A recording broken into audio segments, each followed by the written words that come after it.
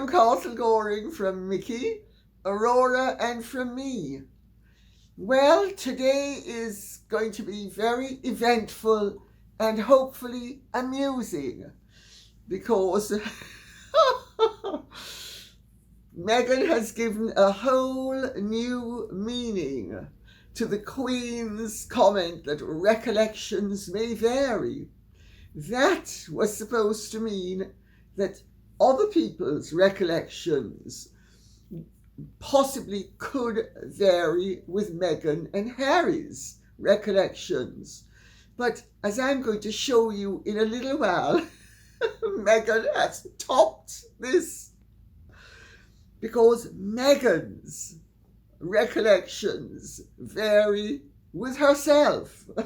So without further ado, I'm gonna plunge right in and we can entertain ourselves with Meg's baby's variable recollections. Kitty says, Dear Lady C, well, the King has officially requested the Parliament to proceed with necessary adjustments to the law to allow the Princess Royal and the Earl of Wessex to become the Councillors of State for life. You have been patient with us, repeatedly reminding us that the wheels are spinning behind the scenes, even if not as fast as we wish them to do.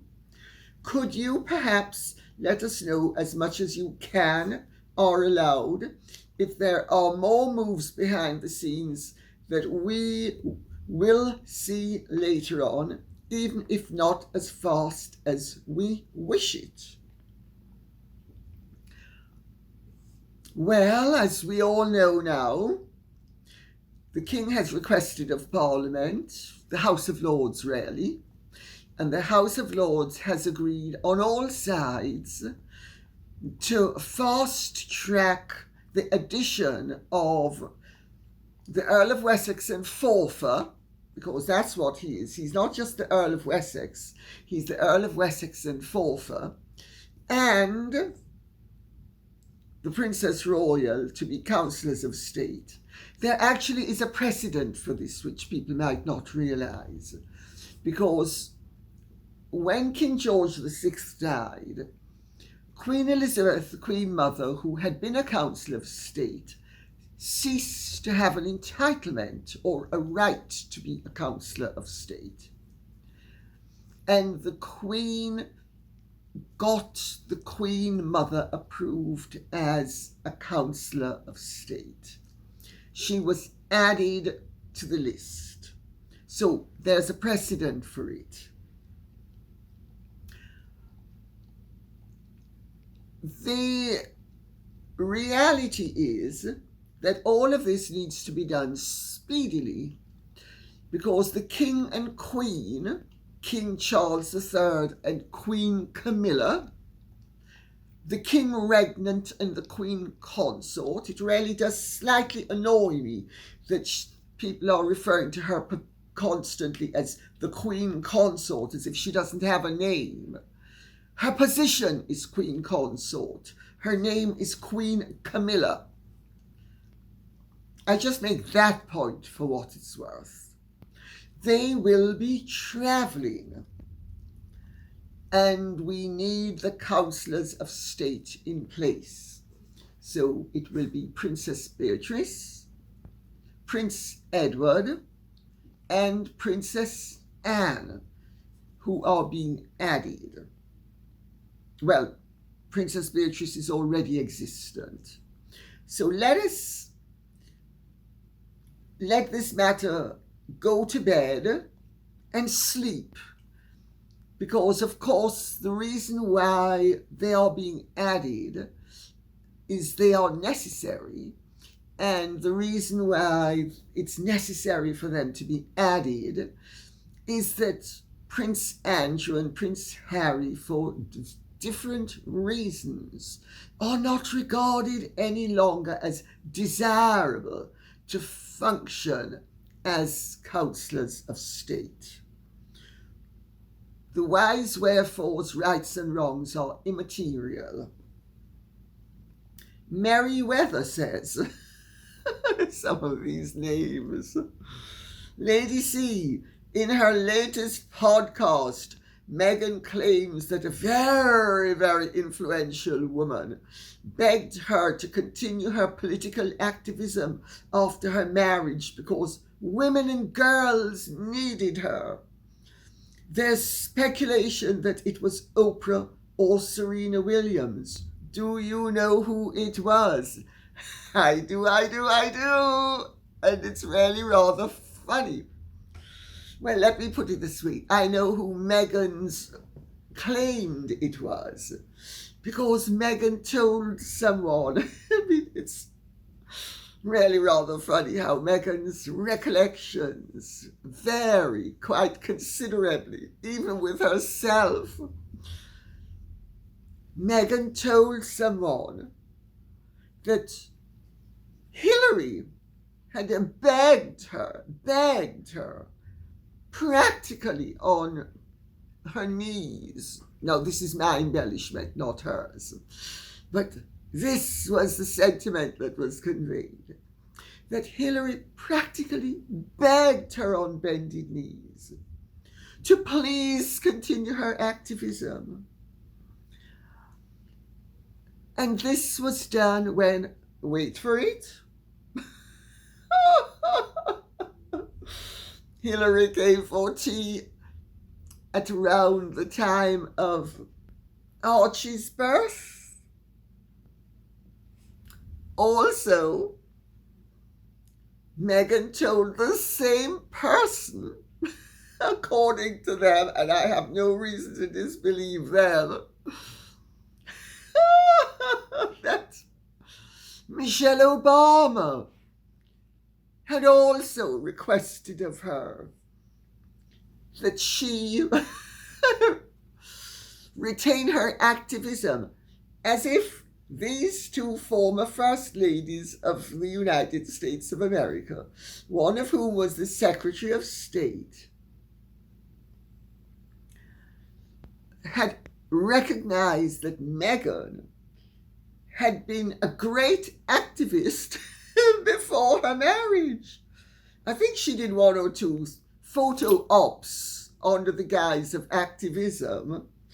As I recall, she actually buggered up the budget of a trip to Africa because she needed to take her photographer and she needed to take her stylist and her hairdresser and her makeup artist, and she needed to have loads of photo ops with all of those stinky little people who she was helping because she's so compassionate. Well, her recollections with herself have varied, unless both Michelle Obama and Hillary Clinton begged, please, Meghan, save the world. Womanhood can't do without you. There is no end to the self-promotion, is there?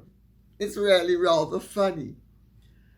Bitter Beauty says, the Women's Fund of Central Indiana is having a hard time getting fannies on seats for the evening with Meghan at downtown Marriott in Indianapolis. Word has it that an out-of-town tryout for proposed cross-country tour of evenings with Meghan. I think a word is missing. I think she's sorry. It's that I think she's saying that, and I'm sorry. I should have checked this properly before. Bitter Beauty, forgive me. Okay, so the word is that this is a tryout for proposed cross-country tours for evenings with Meghan, and this newest income revenue is already rocky. Bitter Beauty, thanks for bringing this to my attention. It could well be a tryout because Meghan likes her revenue streams and she needs her revenue. Because remember, Archewell, as it should be pronounced, only earned less than $50,000 last year for its charity arm. We don't know what its business arm earned, but I can guarantee it's nothing like the hundreds of millions that they had their PR people spinning to us. Well, what can I say? I wish Megsy baby well. Evenings with Meghan.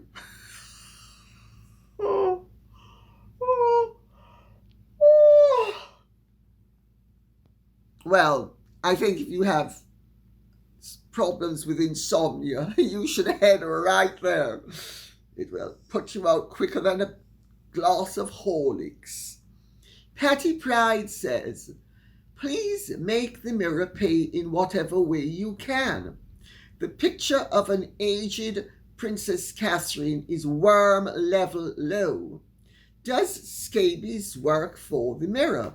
I would expect this kind of trash from him stroke her. Patty Pride, believe me, I am going to make the Mirror pay as much as I can that is true and fair where I'm concerned.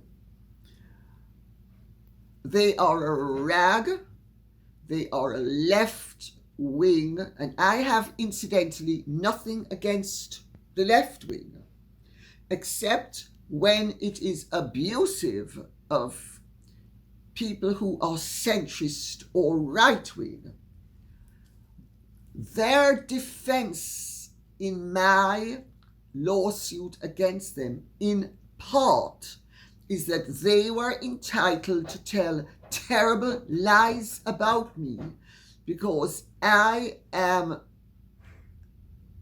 a member of what they call the entitled elite. So that, of course, the entitled elite is the old establishment, the aristocracy, royalty, the old establishment. They are the new elite.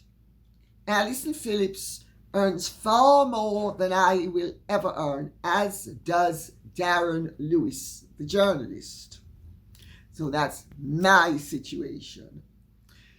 But I bring it up because it shows their agenda and their rationale, that they could actually plead in their defense of the libel that they viciously committed against me, that they are entitled to do it because I am a member of the old established order, and therefore they can lie.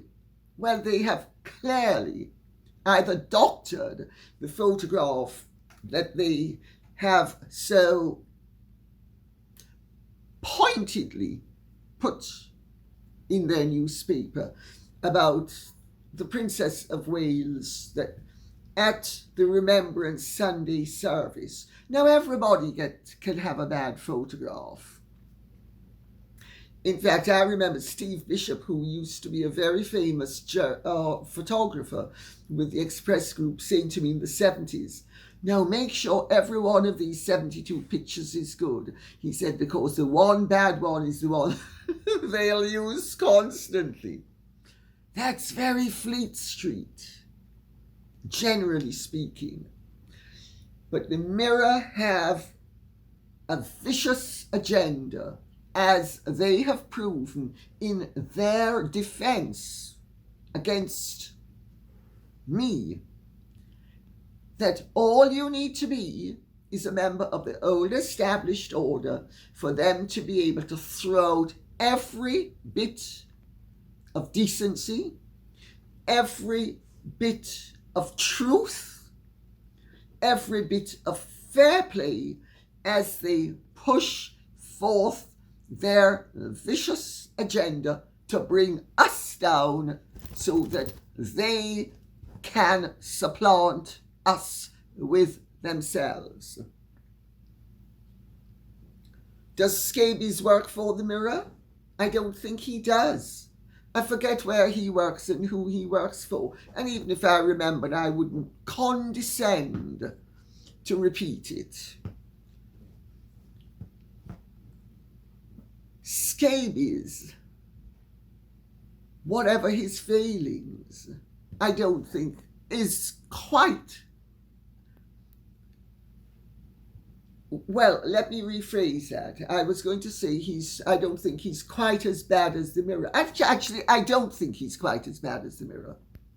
In fact, I think he's pretty dreadful, but I think the Mirror is the lowest of the low.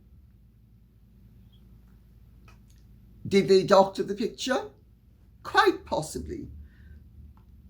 They're not above doctoring. They've certainly doctored the truth where I'm concerned. And not only have they doctored the truth, they have behind the scenes been harassing me for the last 3 years. They have done things that I cannot speak about at the moment that are so vicious. They are truly evil. These are really nasty people.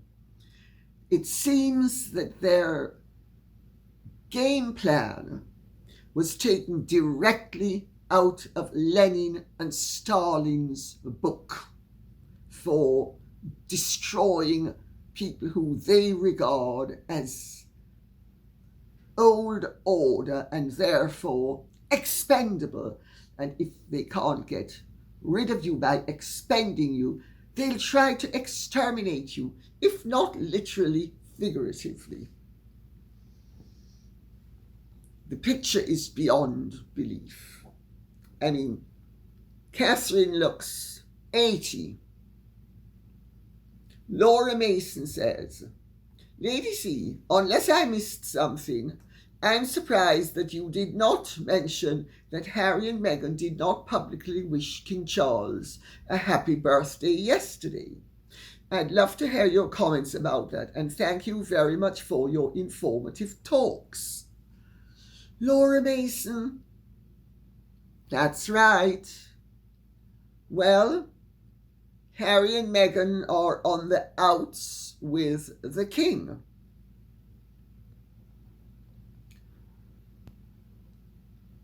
This tends to suggest that Harry and Meghan's supposed marital difficulties could well be a fabrication, yet another one of the variable remembrances that emanate from Montecito.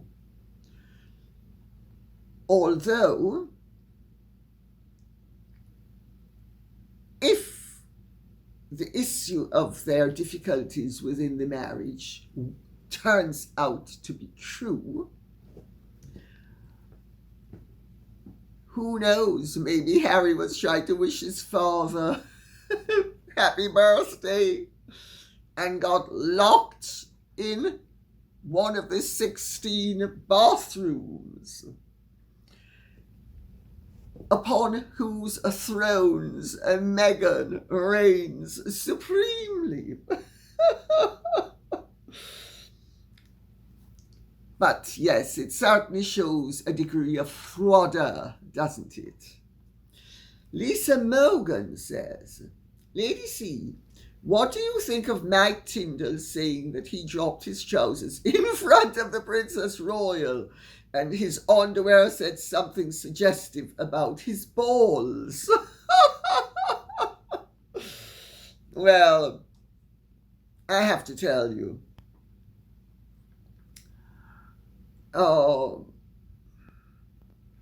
very few members of the old established order are prudish.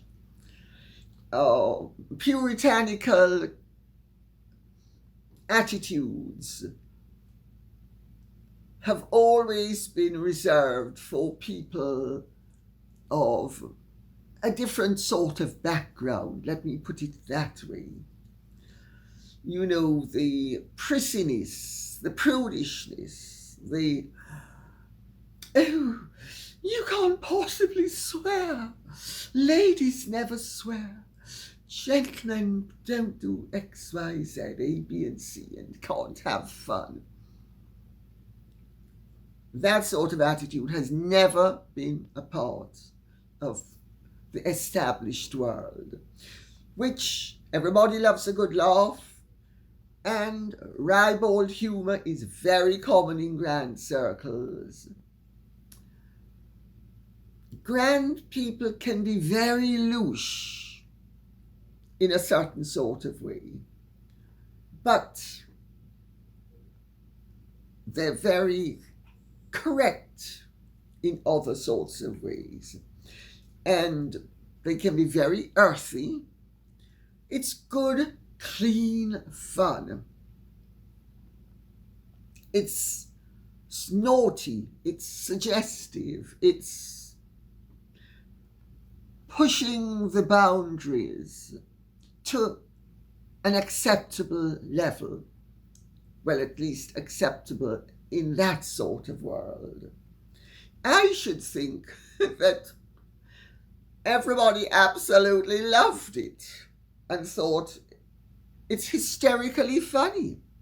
I'm not so sure that they're going to think it's funny that he has actually let the cat out of the bag, or shall we say, let the juggles that he was referring to, those balls that get juggled that Harry's so adept at throwing around. Oh, well, Mikes, of course, are attached. Harry's have long since been snipped. Well, I suspect it's not gonna go down that well, that he has been quite so indiscreet. But it's harmless. He also said, which she's coming for a bit of flack, that all politicians are sorry, I've got a bit of a frog in my throat in case you haven't heard. He also called all politicians fuckers, if I may mispronounce it to get the point across. Truckers. Beginning with an F. Well, I think that might also have been a slightly indiscreet and ill-advised comment to make, except most of us relate to it. Now, I've often said that I think most politicians are highly suspect. I think he shouldn't have said all, but he said all when really he should have said most, and that would have covered him. But so far, whatever he's said and done is, I'm trying to find an elegant way of putting this, relatable by most people, or at least some people. The problem is that he is coming across as not having a great deal of personality. Who is coming across as having a fantastically good personality is Matt Hancock.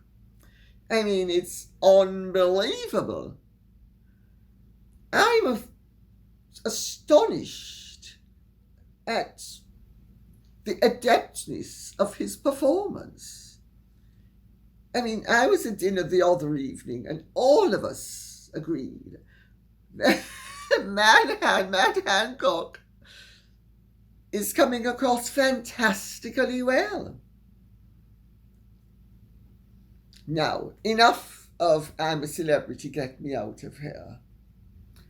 Leanne Hurst says, please note Bobby Kennedy Jr., Bobby's son, is in the news questioning why his family is honouring Harry and Meghan. He's not happy with his younger sister bestowing an honour on these two. Says a lot.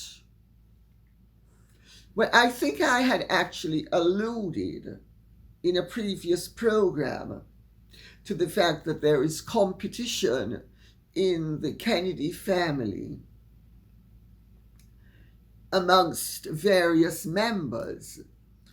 And it's not only that Caroline Kennedy represents the more established and elegant wing of the movement, and that other Kennedys represent less established elements of the movement, let's put it that way, but also that there is competition between the various members of Bobby's family. So I will now read out what Pamela Crowell says. Fun fact, or maybe gossip. The Kennedy who is running the Ripple of Hope scheme is squabbling with other members of the family who don't like the Sussexes and didn't want them to participate. So to show the family who is in charge, her name is Kerry Kennedy, made sure the Sussexes were on the list. And of course there's money involved. No. Money? What's that? Is that the thing that Meghan's burning through? Poor Harry's bank balance. But then Meg's baby does need her. Not only her spotlight moments, but she needs time and again to live the dream that as a little girl she used to practice getting an Oscar. Well, she hasn't got an Oscar, but they're buying up all sorts of awards, left, right, and centre. Substitutes for Oscars. Oh, I just gotta let you know how honoured I am. I'm so moved. Mr. DeMille, oh sorry, it's not the Oscar. It's the Ripple of Hope. And all sorts of other rubbish.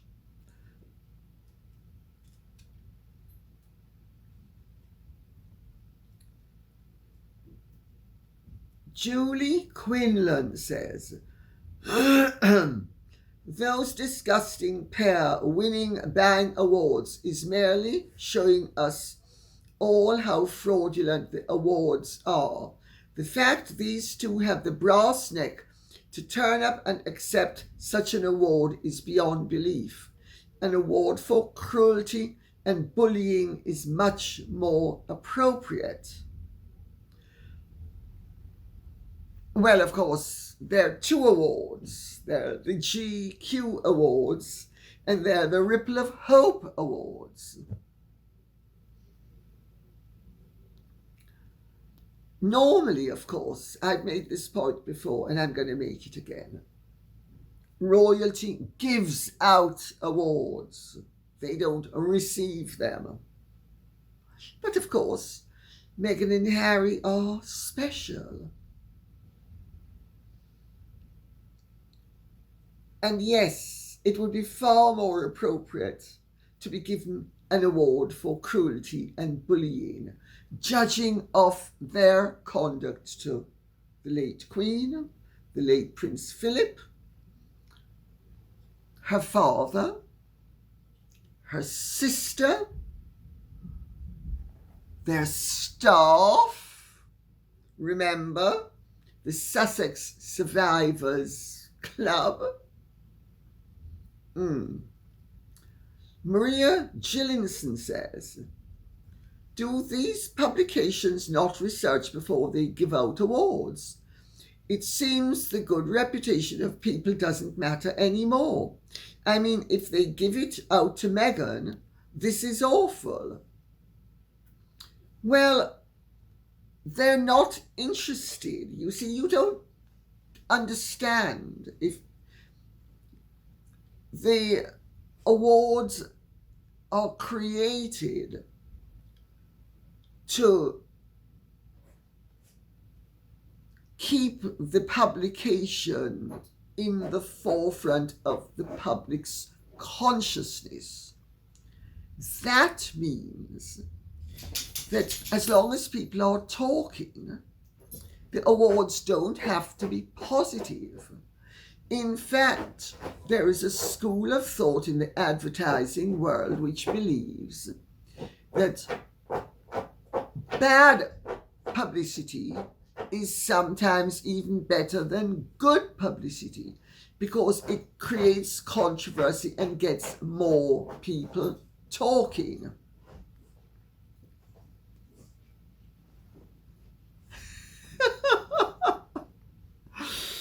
Mickey was scratching and she's now rolling on the carpet on her back, having a carpet massage. And of course, from Meghan's point of view, as I said a little bit earlier, it's just fantastic because this is her version of collecting the Oscar. And not only once or twice, but repeatedly. Heather Claydon Callaghan says, how do you sue when the whole of the series of The Crown is fictitious? Very easily, Heather Claydon Callaghan, because the whole of the Crown is not fictitious. They have made it absolutely clear that they have based their series on actual events. There is only one book that came out before the Morton book regarding the Princess of Wales's life that fits the bill, and it's my book. That is a fact. They can say it's fiction till they're blue in the face. It's a fact. And their fictiveness does not alter that fact.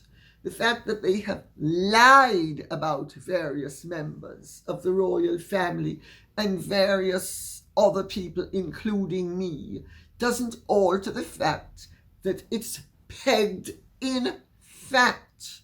And then they simply embellish the fact and lie. So that's the basis upon which I can sue. No FK the goat will bow down to the lion and the lamb. Oh, goodness. For malice in the US courts is not literal, but it is, quotes, what you said was untrue and you knew you were lying or you had a complete disregard for the truth, end of quotes. You could possibly aim for the latter if you can show there was plenty of info at their disposal about what they lied about or refused to do with their due diligence in verifying what they were saying was true or not. Them not mentioning these shows is fictional is going to come back to bite them. There is no disclaimer that the show is fictional on the episode that I have complaints about. And you are absolutely right as to what malice constitutes in an American court of law. of course, I am going to have to be really careful where the litigation takes place. Because, for instance, it would not be a good idea to have it in New York, because New York is not sympathetic to people like me. But I will do what Johnny Depp did if I decide to issue proceedings against them in the United States of America. America has many states. The Crown, I'm sorry, my throat is not all it should be at the moment.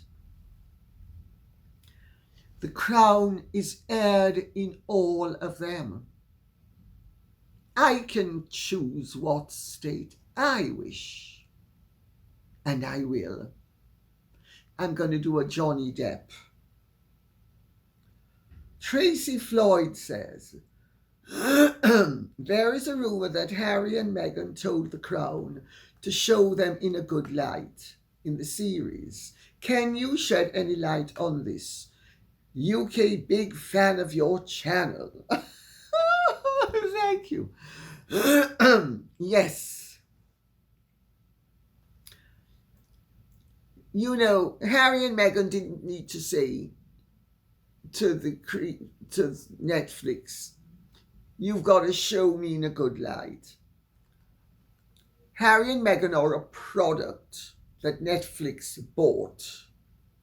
They're not going to sully the product by showing them in a bad light in another show. I mean, that would just be bad business practice. You don't have to spell everything out.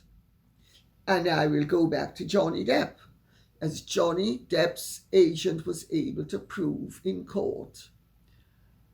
There are some things that are so self-evident, you don't even need to address them. They are so obvious. People don't need to say certain things. It's obvious that certain realities are addressed in a commercial enterprise. Fran Meller says, why is the ginger so quiet about the Crown? He seems lost for words for once. Well, he understands that if he criticizes Netflix for the Crown, it's not going to play well for him. So what does he do? Keeps his mouth shut in the hope that he will keep his masters sweet. Isn't it interesting that Meghan says that they had to decamp so that she could find her voice? In other words, so she could bitch and criticize everybody, instead of being decorous and discreet while being a member of the royal family. Of course, we all know she really did it for the money. But Harry, he silenced. Commercial interests have silenced him. Or as Oprah would have put it, were you silenced? Yes, Harry's been silenced. That filthy lucre. Trevor Nordquist says, hi Lady C, I love your comments on The Crown Season 5. We the audience need to know what is true and what is not true. I don't like this season as much as I have liked the previous ones, because the portrayal of the royal family is incongruent to what is publicly known about them. Also, good luck in your lawsuit. Netflix bending the truth is one thing, but breaking it with malice to put forward an agenda is another. I couldn't agree more. As for Durek Verrett, the partner of Princess Martha Louise of Norway, he is actually a good friend of an old friend of mine. The two are close and have known each other for many years. Based on what my friend says, Durek is a kind and loyal human being who cares about the people in his life. Glad to hear it. He genuinely believes all of the New Age stuff. Aurora, quick honey, go try to find some brains. I think we need it in a skull. Sorry. Being naughty. He genuinely believes all of the New Age stuff, though his facts are not always accurate. You can say that again. He means no harm. Delighted to hear it. But you know the way to hell is paved with good intentions, as my grandfather used to say. And as I will say, fools, and I've often said it in the past, fools are often more dangerous than malicious people. Anyway, he means no harm. I have never met Durek, but I believe what my friend says about Durek is true. I do understand why the Norwegians are upset with him. My spouse is half Norwegian, as is my brother-in-law, and we have relatives in Norway. The Norwegians are very no-nonsense sorts of people. My Norwegian grandparents-in-law were not touchy-feely people, so I can see why the Norwegians would take issue with some of the things Durek says, and I don't think they are being racist because they are challenging him on the facts. Well, I don't know Mr. Verrett. I'm very unlikely to ever cross paths with Mr. Verrett. I wish him well. I wish her well. You don't really choose who you fall in love with. I've always said, love is like manna from heaven. It drops as and when it happens to drop, and you can't order it to drop. If they're genuinely in love, wonderful. If he believes all of the claptrap he's come up with, sincerity is a very desirable quality. Not so sure about stupidity. However, I would sooner take a nice fool than somebody who's clever and nasty, unless I need something done, in which case I think, given a choice between a nice fool and somebody who is clever and nasty, I'd most likely take the clever and nasty person, and I'll tell you why.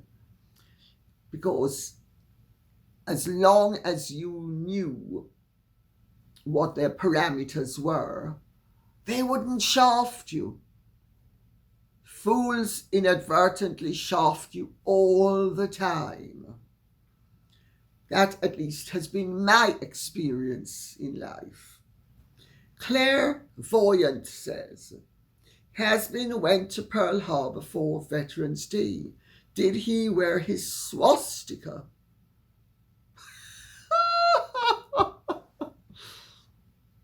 He didn't need to.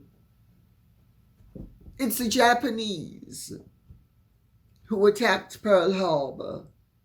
And the historical fact of the matter is that the Japanese ambassador was kept waiting 36 hours trying to serve a declaration of war upon Washington. This is a matter of historical record. So that Roosevelt could say that the Japanese had attacked Pearl Harbor without a declaration of war. They knew the attack was coming. they allowed the attack so that Americans who were isolationists would go along with Roosevelt's desire to enter the Second World War. These are historical facts. Why did Harry feel the need to go to Pearl Harbor for Veterans Day? A photo op. We need to remember, Harry and Meghan are the royal family of the United States of America and the rest of the world.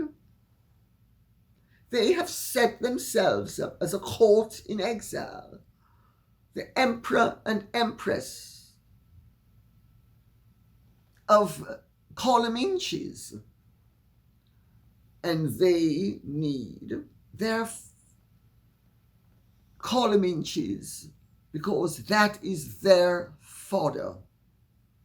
Pascal Wong Afo says, I am a big fan of yours and I am from Saint Martin. My neighbor upstairs is from Anguilla and was part of the 7 men that led the revolution.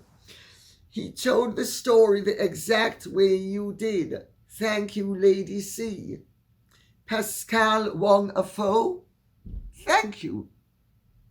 I'm delighted to hear that one of the participants told the story exactly the way I did. It means what I said was correct. I like being correct. I've always thought rectitude was a very desirable quality to possess and or aim for. And J.P. Gonzalez says, Hi, Lady C. I'm sure you have heard of Russian missiles hitting Poland, a NATO country. I would like your opinion on this.